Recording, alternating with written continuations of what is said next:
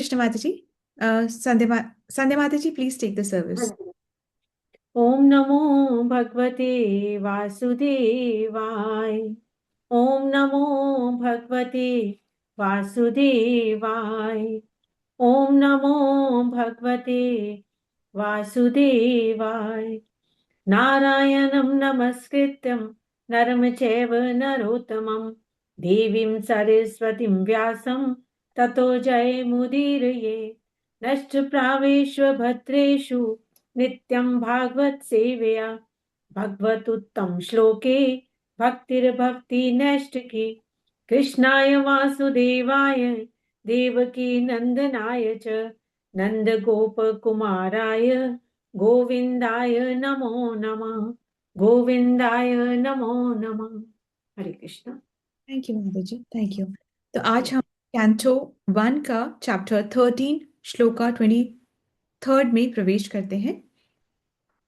जिसकी भी हिंदी रीडिंग की सर्विस है, प्लीज बी प्रिपेयर। तो यहाँ पे हमने 22 में क्या पढ़ा था? 22 में हमने ये पढ़ा था कि विदुर जो है वो धृतराष्ट्र को अच्छे से सुना रहे हैं। क्यों अच्छे से सुना रहे? क्योंकि उनकी आसक्ति इतनी बड़ी हुई है, इतनी स्ट्रांग है कि उनको जब तक कठोर वर्ड शब्द नहीं बोलेंगे तब तक उनमें वो विरक्ति का भाव नहीं आ पाएगा, इसलिए उनको अच्छे से सुना रहे हैं। अब 23rd में तो मतलब अभी 22nd में क्या बोल चुके हैं कि आप तो जन्म से अंधे हैं। आप अब इस उम्र में आकर के अब आप बहरे भी हो गए हैं। आपके दांत भी हिलने लग गए हैं। बुद्धि भी आपकी अब क्षीण कम हो गई है। आपके पेट की अग्नि भी अब कम हो गई, मतलब कि अब आपको खाना पचता नहीं है, डाइजेस्ट ऐसे होता नहीं है।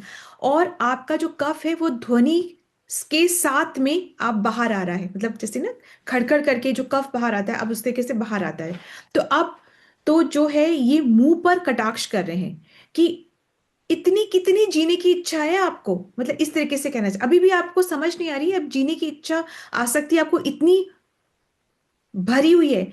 शॉर्ट में कहने का मतलब है कि आपकी जो जीवन शैली है ना, जिस तरीके से आप जी रहे हैं ना, उस जीवन शैली को थू है, इस तरीके से वो कह रहे हैं। अब श्लोक हम देखते हैं।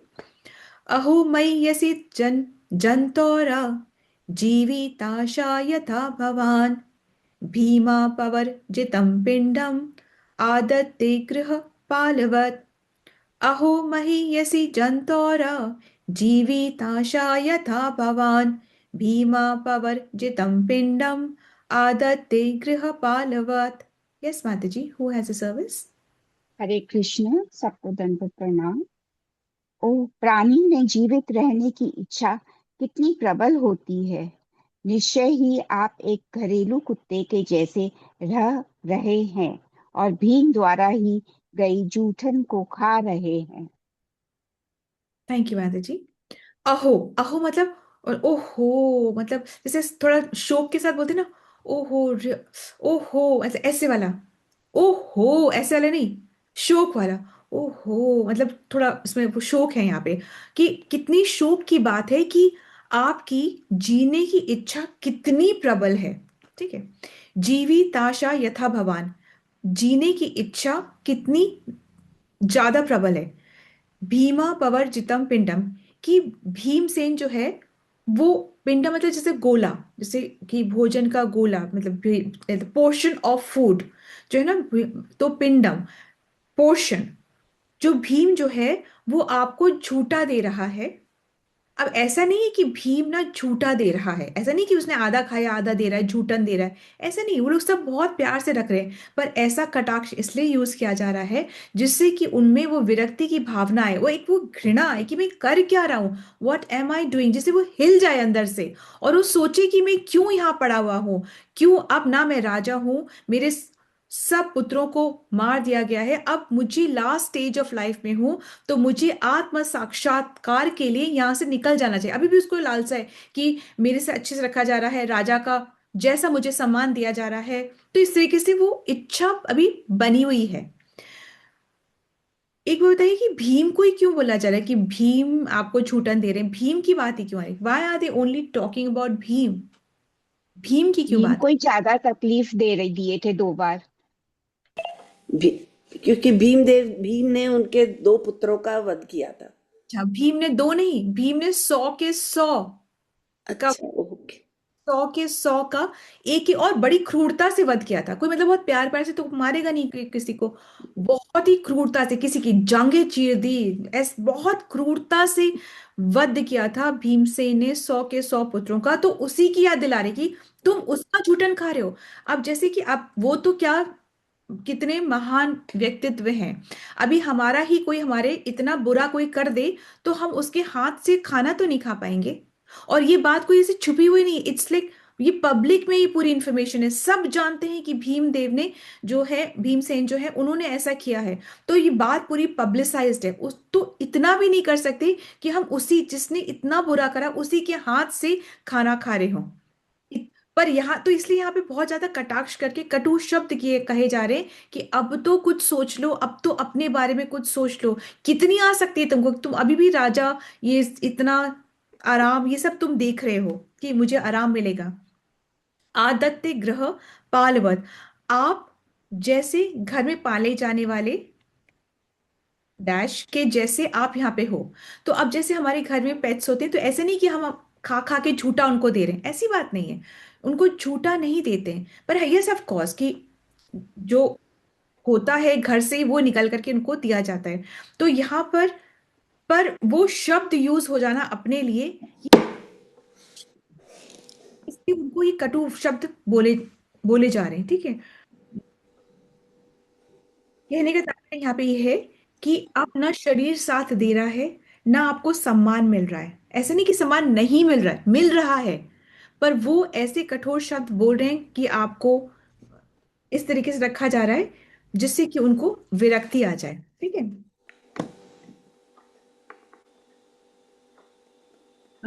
थोड़ा सा माता जी पढ़ेंगे, थोड़ा सा इसका जो पैरा है ये लेंगे। तात्पर्य, साधु को कभी भी सुख में जीवन बिताने की इच्छा से राजाओं या धनियों की चापलूसी नहीं करनी चाहिए।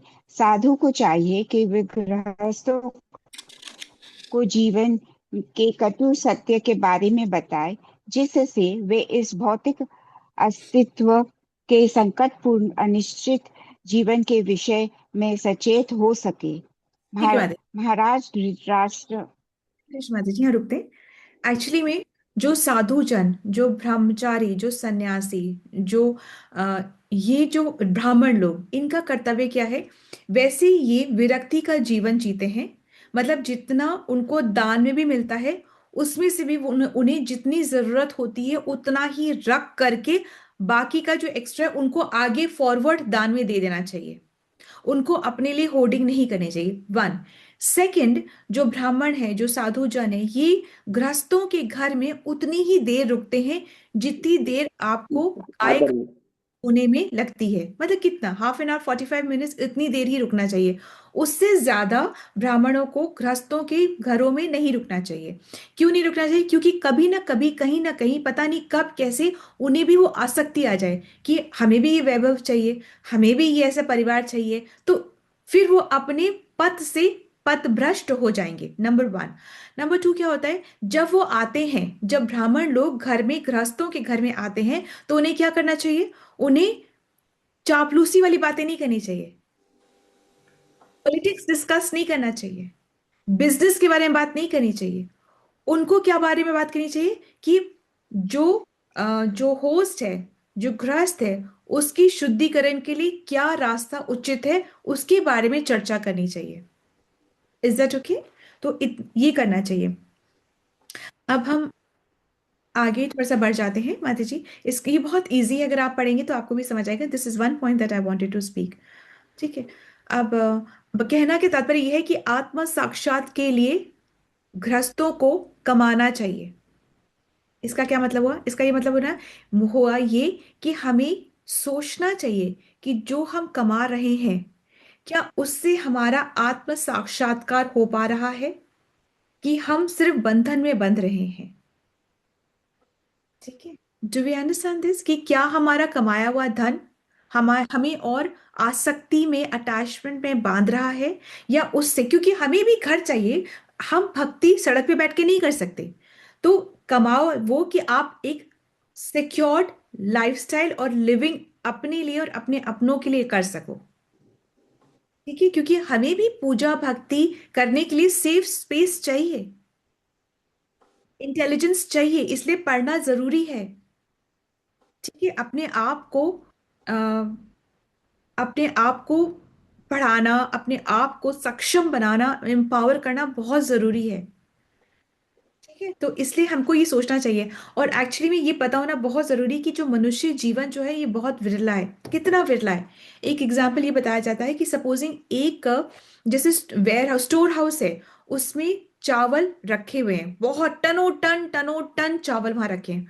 उनमें से एक चावल की किनकी को हम नीला रंग देते हैं, और फिर उस चावल को हम फिर मिला देते हैं। अब क्या पॉसिबिलिटी है कि वो नीले रंग का चावल हमें वापस मिल जाएगा मिला देने के बाद, उस टनों टनों चावल में मिला देने के बाद हमें मिल जाएगा? बहुत rare, next to impossible possibility है कि नहीं है? ये पॉसिबिलिटी होती है मानव जीवन पाने की।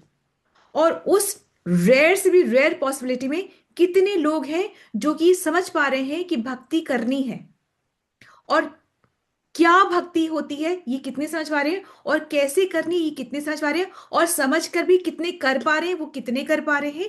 ये हमारे को बिल्कुल हैंडफुल ऑफ पीपल हैं, मतलब हम बिल्कुल गिने चुने हैं। तो इसलिए ये बात, मूर्ख ही लोग ये बात नहीं समझ पाते कि हमारे पास बहुत थोड़ा समय है। फिर उनको लगता है इस थोड़े समय में हम बस एसेट बिल्डिंग कर ले। ठीक है, अब हम आगे में जाते हैं। अब ये बात आती है कि अगर धृतराष्ट्र कहे कि अरे भीमसेन जो दे रहा है प्यार से तो दे रहा है, तो क्या फर्क पड़ रहा है मुझे उससे लेने में, मुझे इतनी सुख सुविधा है, वो इतने प्यार से मुझे रख रहा है, तो मैं इसलिए प्यार से रह रहा हूं। तो विदुर बोलते, प्यार से रख रहा है तुम्हें? तुम्हें लगता है कि भीमसेन तुम्हें प्यार करता है? तुमने किया ही क्या है जो भीमसेन तुमसे प्यार करेगा? फिर अभी नेक्स्ट श्लोक आ रहा है, नेक्स्ट श्लोक है कि 24 श्लोका। अग्निर्निसृष्टो दत्तश्च गरो दाराश च दूषिता हृतं क्षेत्रं धनं येषां तदत् तैरासुभिक्रियत्। अग्निर्निसृष्टो दत्तश्च गरो दाराश्च दूषिता हृतं क्षेत्रं धनं येषां तदत् तैरासुभिक्रियत। यस माता जी। आपने अग्नि लगाकर तथा विष देकर जिन लोगों को मारना चाहा, उन्हीं के दान पर आपको जीवित रहना तथा गिरा हुआ जीवन बिताने की आवश्यकता नहीं है। उनकी एक पत्नी को भी आपने अपमानित किया और उनका राज्य तथा धन छीन लिया। हम्म, अग्निर मतलब अग्नि लगाकर, अग्नि लगाकर कब? लाक्षागृह में अग्नि लगाकर। उसके बाद क्या? निसृष्ट दत्तश्च, मतलब आपने अग्नि अग्नि लगाकर, एक तो कोई ये ऐसे आग लग गई, पर पर्पस था आपका कि अग्नि लगाकर आप मारना चाहते थे, ये आपका प्रयास था। फिर गिरो, गरो, गरो मतलब विष दे करके, भीमसेन को विष दिया था, मारना चाहते थे। दारश मतलब पत्नी को भी आपने अपमानित करा, मतलब उस टाइम पे वो चुप बैठे रहे थे ना, धृतराष्ट्र उस टाइम पे चुप बैठे रहे थे। अगर वो बोलते कि क्या कर रहे हो दुर्योधन, बंद करो ये सब, तो कह सकते थे, वो इस तरीके से बोल सकते थे, पर उन्होंने ऐसा नहीं किया। वो चुप बैठे रहे, और ऐसे चुप, अगर वो बोल देते तो भीमसेन और ये पांडव है किसी को छोड़ते, धज्जियां उड़ा देते सबकी। पर वो कुछ नहीं बोले, और क्योंकि वो कुछ नहीं बोले, ये लोग बेचारे कुछ नहीं करे। ठीक है, तो उन्होंने कुछ भी नहीं बोला। तो बोले ऐसे को आपसे प्रेम होगा क्या? आपने पत्नी का अपमानित कराया। फिर हृतम बलपूर्वक, क्षेत्रम, क्षेत्र मतलब राज्य, क्षेत्र मतलब एरिया, राज्य, धनम, धनम मतलब संपत्ति, सब कुछ आपने बलपूर्वक सब कुछ छीन लिया उनसे, सब कुछ ले लिया। तदत तेरा सुभी क्रियत मतलब कि ऐसा, जो तुम्हारा जो प्राण है, जो तूने प्राण धारण कर रखा है, जो प्राण उनके द्वारा दिया गया है, तो क्या तुम्हारा ये इस तरीके से प्राण धारण करना उचित है क्या? तुम्हारे, तुमने देखा, तुम जानते हो कि जब कोई चेस्ट वुमेन के बाल पकड़ के ला रहा था, तो तुम कुछ नहीं बोले, और तुम जानते हो कि ऐसा स्पर्श करने मात्र से ही उसकी आयु कम हो जाएगी। किसकी? कौन लाया था? दुशासन लाया था खींच करके। ठीक है, और अगर चेस्ट वुमेन के साथ कोई ऐसे करता है, तो वहीं उसकी आयु क्षीण हो जाती है। तो कहने का तात्पर्य ये है कि पाप करने वाला, पाप की प्रेरणा देने वाला और पाप में सहायता करने वाला, तीनों को इक्वल अमाउंट ऑफ पाप लगता है। Do you understand? जो पाप कर रहा है वो तो है ही, उसको तो लग ही रहा है। अब जो पाप करने में प्रेरणा दे रहा है वो भी, जो पाप करने में सहायता दे रहा है वो भी, तीनों को पाप लगता है। ठीक है। अच्छा, अब हम यहाँ पे इसको पॉज देंगे। आई जस्ट वॉन्ट टू, मैं कपिल मुनि की भी कहानी आपसे करना चाहती हूँ। जो क्विकली बी विथ मी, मैं 5 मिनट्स में आई विल रैप अप। ठीक है। अब आज हम, इज इट ओके, बहुत हैवी तो नहीं हो रहा? Should I do it, should I stop it? We can even do tomorrow. आप कुछ बात करना चाहते हैं, कुछ बताना चाहते हैं तो I will not do, we will do it tomorrow. किसी को कुछ बोलना है? नहीं, कुछ? माता जी आप बताइए, स्टोरी बताइए। तो आज हम करते हैं कपिल मुनि की जो एक स्टोरी है, जो पास्ट टाइम है, वो करते हैं। कपिल मुनि ने अपनी माता देवाहुति को साख्य फिलॉसफी बताई। साख्य फिलॉसफी मतलब क्या होता है? साख्य फिलॉसफी, साख्य मतलब कि बहुत इन डेप्थ नॉलेज दी। मतलब जैसे बोलते हैं ना, तोड़ तोड़ के नॉलेज दी, मतलब स्टेप बाय स्टेप नॉलेज दी। किसकी तो नॉलेज दी? आत्मा की, परमात्मा की और मुक्ति की। इन तीनों ये टॉपिक्स की उन्होंने नॉलेज दी। और इस नॉलेज को पाकर देवाहुति जो माता है कपिल की, उन उनको लिबरेशन प्राप्त हुआ। मतलब उनको परम गति प्राप्त हुई, उनको मुक्ति प्राप्त हुई। ठीक है। तो अब कपिल मुनि कौन है? कपिल मुनि भगवान के ही अवतार है, विष्णु के अवतार है। और कर्दम मुनि और देवहूति के पुत्र के रूप में जन्म लेते हैं। किसके पुत्र हैं? कर्दम मुनि कर्दम कर्दम मुनि है। वही हाँ, कर्दम। देखो, के से कर्दम, के डी, कर्दम और देवाहुति। ठीक है। कर्दम और देवाहुति के देवाहुति। के डी, कर्दम और देवाहुति के पुत्र हैं कपिल। कपिल कौन है? भगवान विष्णु के अवतार हैं। ठीक है। इतना समझ में आ रहा है? पहले जब ये बताओ कि किसके पुत्र है ये? कर्दम मुनि और कर्दम और देवी और देवाहुति। देवाहुति, देवहूति। कर्दम और देवहूति के देवाहुति के कपिल मुनि। पुत्र। और कपिल आज तक क्यों चर्चा में रहते हैं? क्योंकि एक तो ये भगवान के ही अवतार हैं, नंबर 1, एंड नंबर 2, इन्होंने अपनी माता को फिलॉसफी बताई है। ठीक है। अब कर्दम मुनि कौन है? कर्दम मुनि, भाई कौन है कर्दम मुनि? पिताजी की बात हो रही है ना। कर्दम मुनि कौन है? ये ब्रह्मा के मानस पुत्र है। ब्रह्मा ने के मानस पुत्र हैं। Is that okay? ब्रह्मा ने बहुत सारे लोगों की उत्पत्ति करी थी, ये बोल करके कि तुम सब सृष्टि को पॉपुलेट करो। ठीक है। माता को, माता नहीं है। ब्रह्मा के मानस पुत्र हैं कर्दम मुनि, माता नहीं है। मानस पुत्र है ना कर्दम मुनि, तो माता नहीं है। कर्दम मुनि ने अब क्या करा? ब्रह्मा जी ने कहा कि जाओ अब सृष्टि को पॉपुलेट करो। कर्दम जो है, उन्होंने अपने पिता की आज्ञा मानी। और फिर उन्होंने क्या कहा? उन्होंने क्या करा कि उन्होंने कठोर तपस्या करी। कितनी कठोर तपस्या करी? 10,000 वर्षों तक की तपस्या करी। कहाँ पर करी? बिंदु सरोवर में करी। फिर क्या हुआ? फिर विष्णु अपीयर हुए, उन्होंने दर्शन किए। और वो इतने खुश हो गए कि उनके खुशी के जो आंसू निकले वो बिंदु सरोवर में गिर गए। और उससे बिंदु सरोवर जो है और भी पावन सरोवर हो गया। ठीक है। अब कर्दम मुनि ने साष्टांग प्रणाम करा विष्णु को। और ये तपस्या क्यों कर रहे थे? For a chest wife. जरा सोचिए कि वाइफ को पाने के लिए उन्होंने 10,000 साल तक की तपस्या करी। अब विष्णु खुद खुश हो जाते हैं और वो उनको दर्शन देते हैं और सामने आते हैं। विष्णु कहते हैं कि मैंने ऑलरेडी अरेंजमेंट कर रखा है। अब 2 दिन के बाद तुम्हारे पास आएंगे स्वयंभू मुनि और शत्रुपा। वो अपनी डॉटर के साथ आएंगे। कौन डॉटर होगी? देवाहुति। देवहूति देवाहुति। के साथ में आएंगे वो। ठीक है। तो मैंने ऑलरेडी ये व्यवस्था कर रखी है। तो देवहूति से तुम्हें 9 पुत्रियां प्राप्त होंगी। तुम्हें 9 पुत्रियां प्राप्त होंगी। और उसके बाद में मैं अंश रूप में प्रकट होऊंगा तुम्हारा पुत्र बन के। उसके बाद में मैं अंश रूप में प्रकट होऊंगा तुम्हारा पुत्र बन के, ऐसा बोल करके विष्णु जो है वहां से प्रस्थान कर जाते हैं। प्रस्थान कर जाते हैं तो कर्दम मुनि जो है वो देखते ही रह जाते हैं। और जब विष्णु जाते हैं तो विष्णु कौन सी सवारी पे आते हैं? गरुड़ की सवारी पे। तो गरुड़ के जब ऐसे पंख फ्लैप होते हैं ना, ऐसे उड़ के जाते हैं ना, तो उनकी जो आवाज निकलती है वो सामवेद की स्तुतियां सुनाई देती हैं। किसको सुनाई दे रही है? करदम मुनि को सुनाई दे रही है, क्योंकि वही तो देख रहे हैं ना। तो यहाँ तक बात समझ में आ रही है अभी? ब्रह्मा के मानस पुत्र है करदम मुनि। करदम मुनि को ब्रह्मा जी ने कहा कि जाओ और सृष्टि को पॉपुलेट करो। तो उन्होंने क्या करा? उन्होंने 10,000 वर्षों तक का तपस्या करी। तपस्या किस लिए कर रहे थे? एक अच्छी पत्नी पाने के लिए उन्होंने 10,000 साल तक तपस्या करी।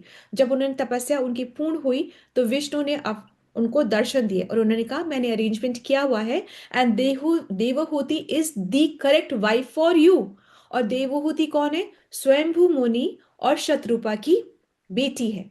अब 2 दिन के बाद देवहूति अपने माता पिता स्वयंभू मुनि और शत्रुपा के साथ में आती है। और जो स्वयंभू मुनि बोलते हैं कि एक्चुअली में मैं मुझे अपनी डॉटर से बहुत प्रेम है और मैं इसके लिए बहुत कंसर्न्ड हूँ, क्योंकि इसकी भी इच्छा है कि एक अच्छा पति इसे प्राप्त हो। और मन ही मन इसने आपके बारे में इतना सुना है और मन ही मन इसने आपको पति के रूप में एक्सेप्ट स्वीकार कर लिया है, तो इसलिए कृपा करके आप इससे शादी कर लीजिए। तो बोलते हैं कि आपकी जो डॉटर है वो एक्चुअली बहुत सुंदर है। तो ऐसी कोई बात, और she is very chest also. तो ऐसी कोई बात नहीं कि मैं इसको एक्सेप्ट नहीं करूंगा। और आपकी डॉटर तो इतनी सुंदर है कि एक बार विश्ववासु गंधर्व जो है वो ऐसे ही अपने विमान में आपकी छत पे से गुजर रहे थे। और वो इनकी ब्यूटी देख करके इतने मतलब विमोहित हो गए कि अपने विमान से धड़ाम करके नीचे गिर पड़े थे। इतनी सुंदर है आपकी डॉटर। और आपकी जो डॉटर है उनके जो रंग है, उनका जो रंग है उसकी कांति, उसका आभा इतनी ज्यादा है कि वो जो अलंकार पहनती हैं वो भी उनकी आभा के सामने फीके पड़ जाते हैं। मतलब कंप्लीटली फ्लॉर, ऐसे नहीं कि जबरदस्ती में शादी कर लिया। अब फास्ट करे ही थे हमने, 16 सोमवार करे ही थे, तो शिव जी ने अब जो दिखा दिया अब हम उसी से शादी कर रहे हैं, अब उसी से भुगत रहे हैं। नहीं, वेरी हैप्पी टू रिसीव हर, है ना? बहुत खुश उसको पा करके।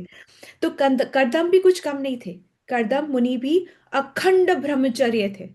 ठीक है, उन्होंने अखंड ब्रह्मचर्य का पालन किया था। तो उनके ऊपर, उनके शरीर पे, उसकी जो मुखमंडल भी जो तेज था वो भी बहुत ज्यादा था।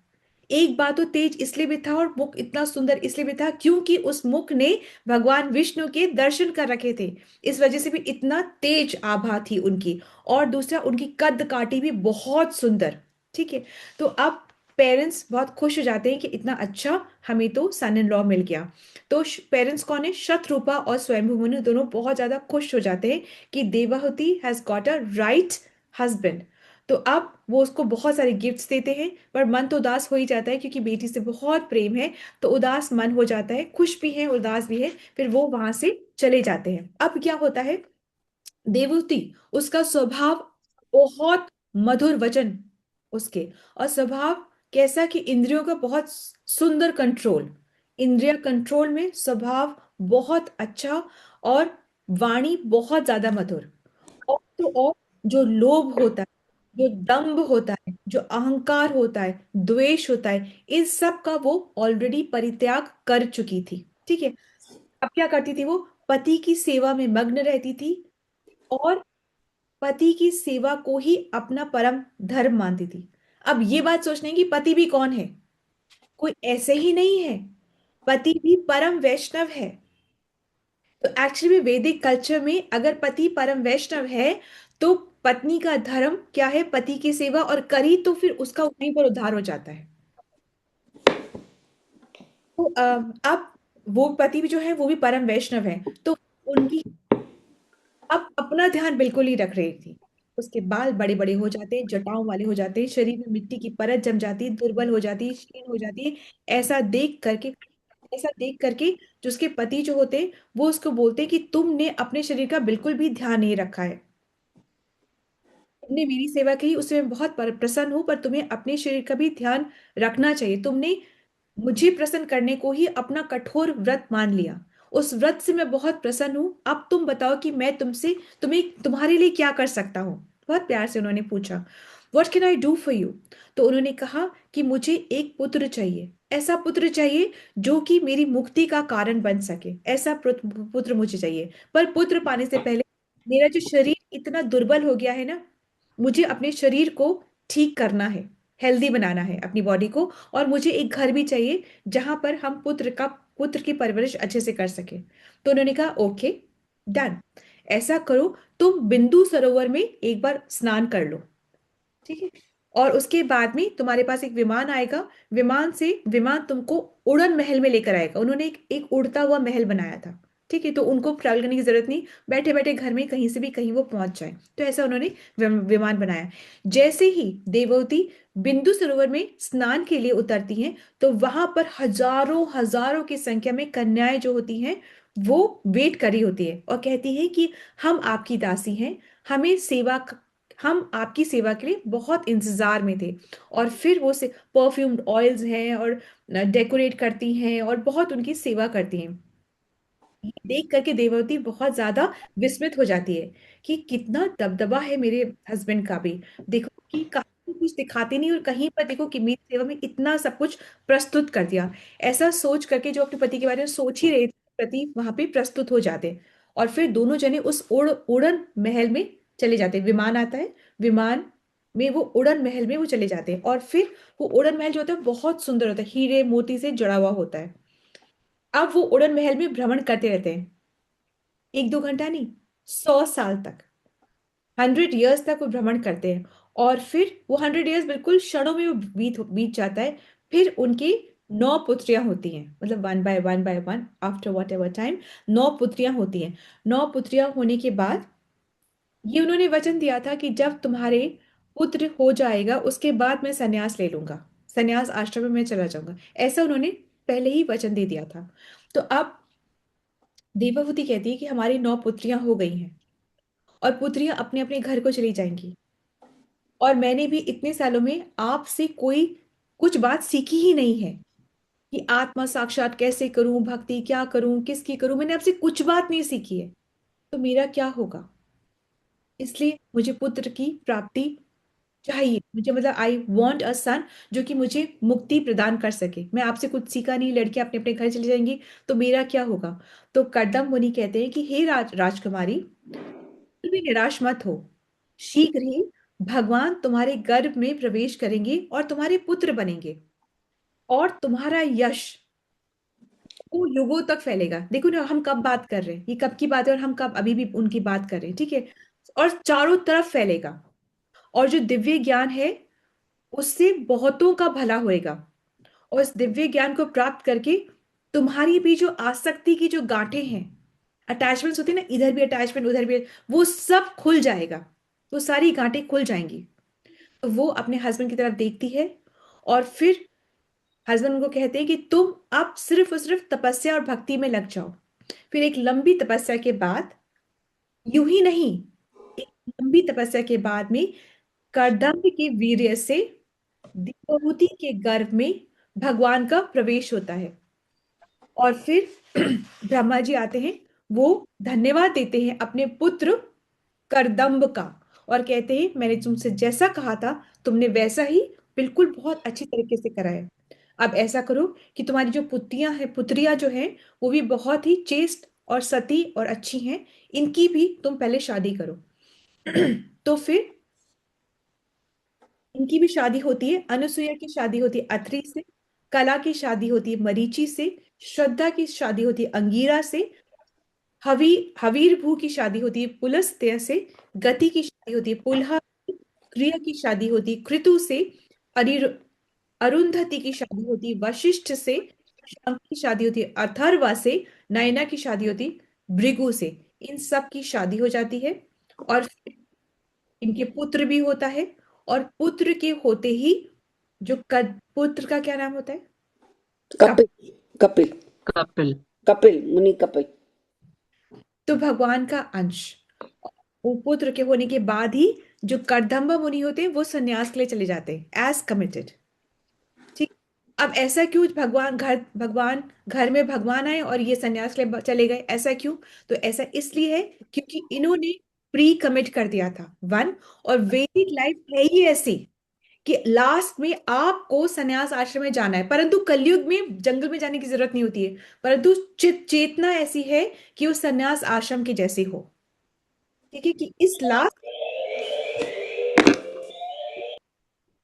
कृष्ण भक्ति ही हो। ठीक है। सो इस तरीके से फिर अब जो देवहूति है वो कहती है कि अब मुझे ये जो ज्ञान चाहिए जिससे कि मेरी मुक्ति हो जाए, ये जो भय मेरे अंदर है, जो आसक्ति मेरे अंदर है, वो सब मुझसे छूट जाए और मुझे ज्ञान चाहिए। और फिर उनके जो पुत्र होते हैं, कौन है पुत्र? देवहूति के पुत्र कौन है? अरे, कपिल मुनि। कपिल मुनि वो फिर पूरा ज्ञान देते हैं अपनी माता को। और ये ज्ञान में वो बताते हैं कि अगर मेडिटेशन करना है तो सिर्फ फॉर्म ऑफ कृष्णा, मतलब भगवान का जो फॉर्म है उसी पे मेडिटेट करना है, उनकी आंखों का, उनकी स्माइल का, उनकी ब्यूटी का। वो बताते हैं कि जीव आत्मा, मतलब आत्मा और शरीर अलग है। वो बताते हैं कि फॉल्स ईगो क्या है। क्या है फॉल्स ईगो? जब हम अपने आप को क्या मानते हैं? शरीर मानते हैं, ये फॉल्स ईगो है।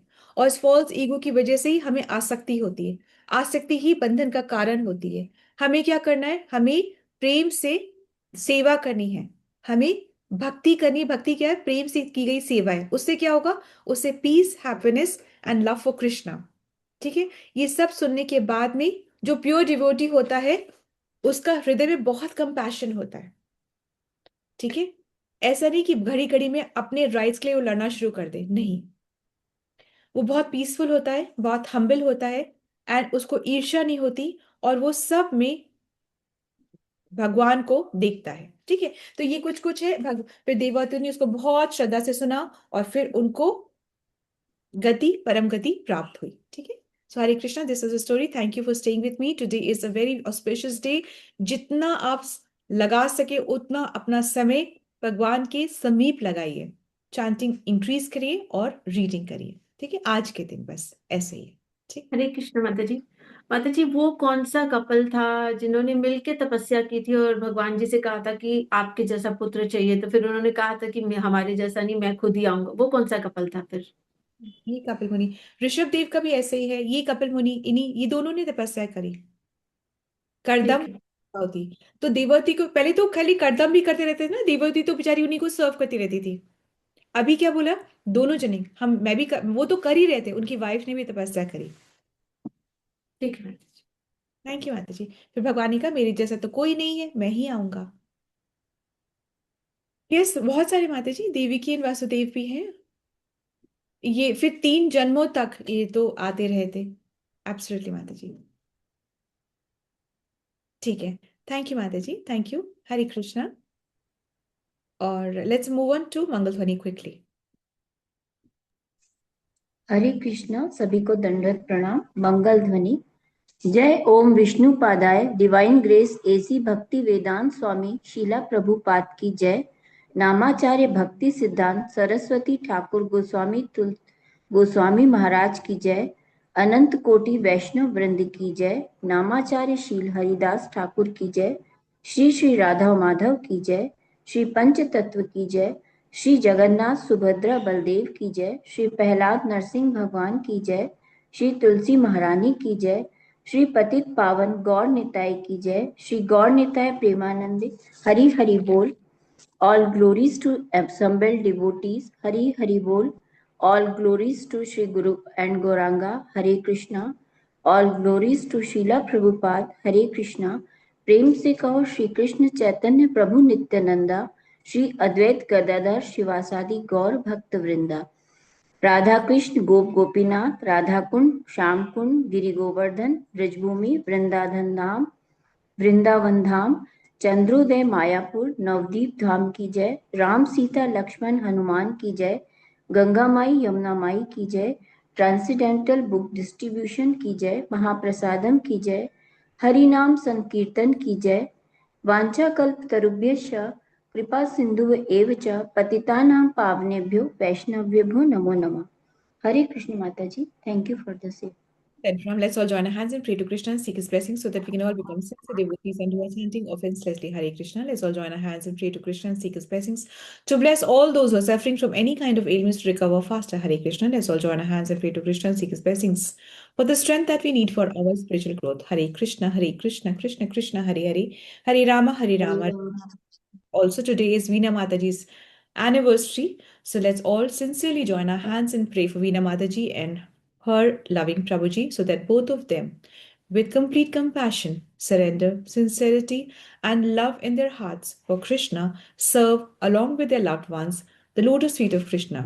Hare Krishna, Krishna Krishna, Hare Hare, Hare Rama, Rama Rama, Hare Hare. We pray that Veena Mataji can continue with her beautiful and glorious smile, with her sincere and surrendered service, with a healthy body.